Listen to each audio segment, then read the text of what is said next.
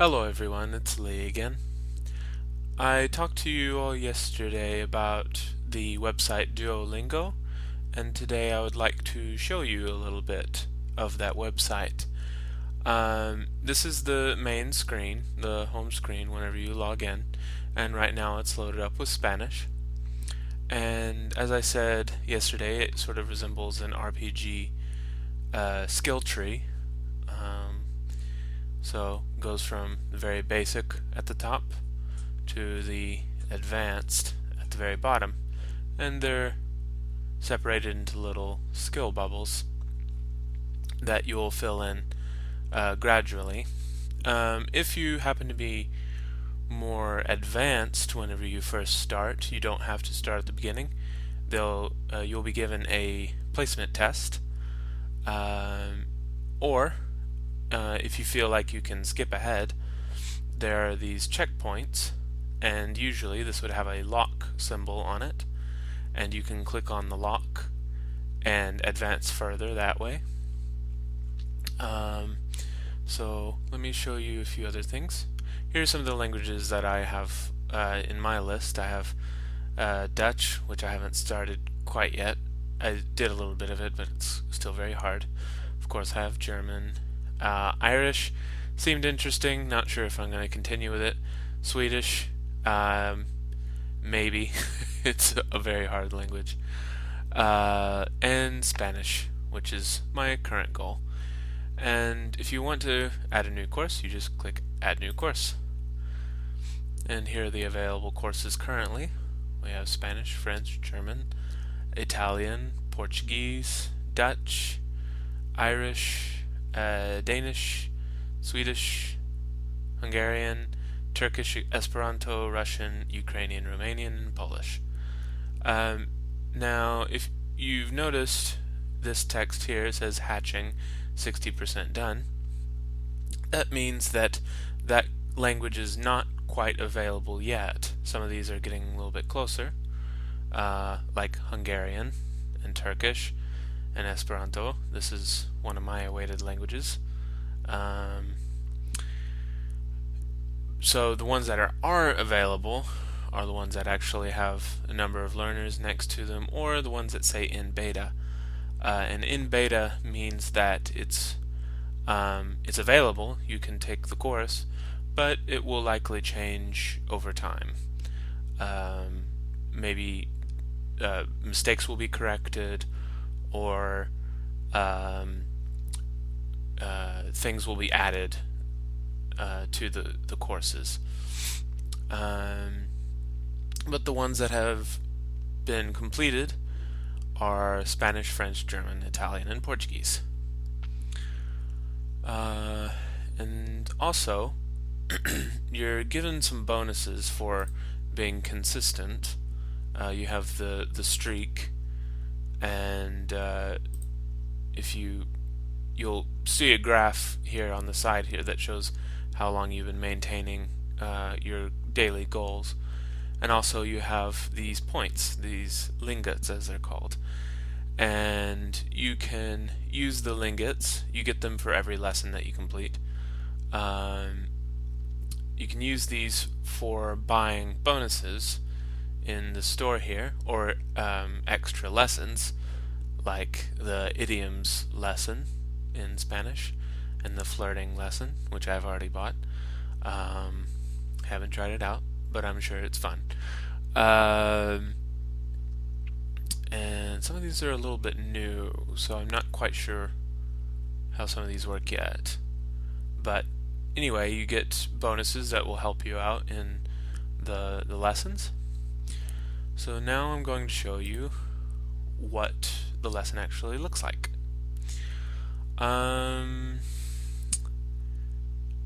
You can either choose a specific lesson. The ones that are fully in gold are ones that I have mastered.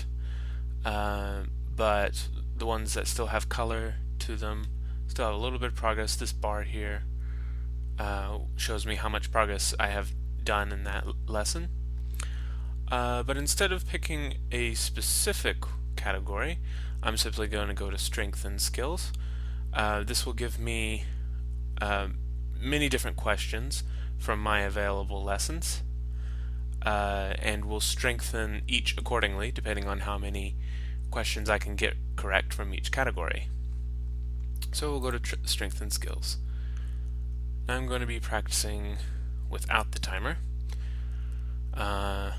If you start with the timer, I believe it starts at a minute and it keeps counting down. No, 30 seconds. Here it is. It gives you 30 seconds and it keeps counting down as time passes, and once you get a question correct, it adds 5 or so seconds to the counter. It may even be higher than that. I can't remember. And it subtracts if you get the question wrong. Alright, so let's begin. Él puede. Él puede. Puede. What's puede? He loses? No. Puede. I think I was thinking pedir. But anyway, he can. And it tells you how you got it correct. Tú nadas. Tú nadas? No, you swim. I don't quite remember some of these. You swim. I run. Corro? Yes, yo corro. Or just corro. No vas. No vas? Okay. ¿Qué ves? ¿Qué ves?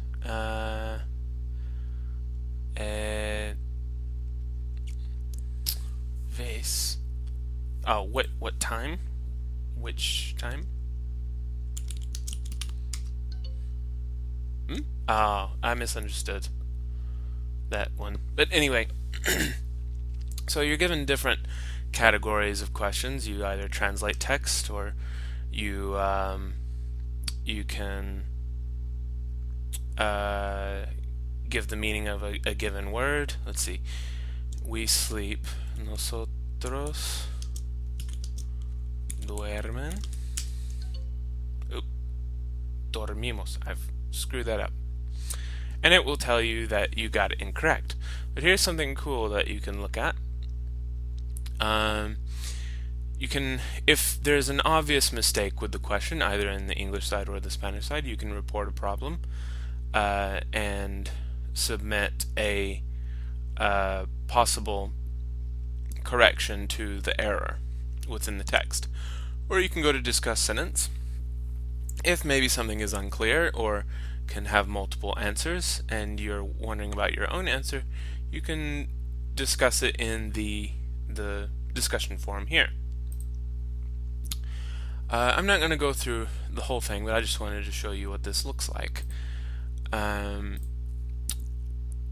This is mainly for vocabulary and sentence structures, and gives you grammar, and at the beginning of each lesson it will give an explanation of different grammar points. And there's 5 parts to this lesson. You have to complete each part to master it. Another part that I mentioned yesterday was that you can translate, and I'll show you what that means. I think it was in Immersion. Yes, I believe this is it. So there's a list of different texts that you can choose from, and depending on how difficult it looks, these look quite difficult, but you can change it. So let's go to easier.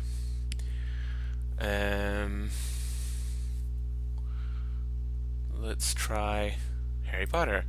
I probably won't be able to translate any of this. But, so you're given a text, and you can click on a group of, like a paragraph or a sentence, and you look at the English translation, other English translations that people have put up. You approve it, or you correct it by saying it looks wrong. You can edit it so that people understand why it was wrong.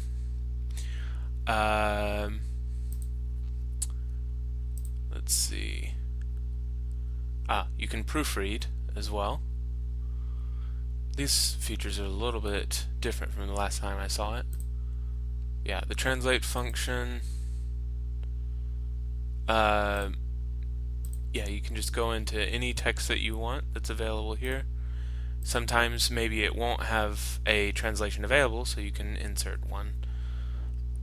And through this, the community, you can translate the text together.